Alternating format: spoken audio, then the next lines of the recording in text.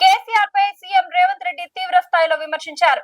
జీతం తీసుకుంటూ ఇంట్లోనే కూర్చుంటే ఎలాగని ప్రశ్నిస్తూ సిగ్గుంటే ఆయనతో రాజీనామా చేయించాలని డిమాండ్ చేశారు.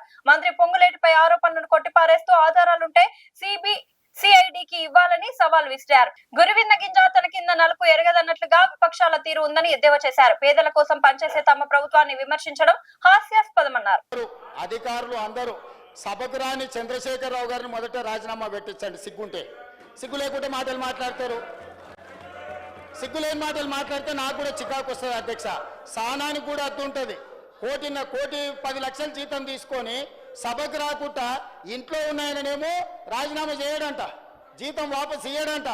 రోజు 18 గంటలు చేసి 4.5 లక్షల ఇందిరమ్మ ఇండ్లు కట్టించి ఈ రోజు లక్షలాది దళితుల గిరిజనులకు ఆదివాసులకు ఇండ్లు ఇచ్చి వాళ్ళ ఇళ్లలో వాళ్ళ కళ్ళల్లో వాళ్ళ ఇండ్లలో వెలుగు వాళ్ళ కళ్ళల్లో ఆనందం చూసే పొంగులేటి శ్రీనివాసరెడ్డి రాజీనామా చేయాలంట.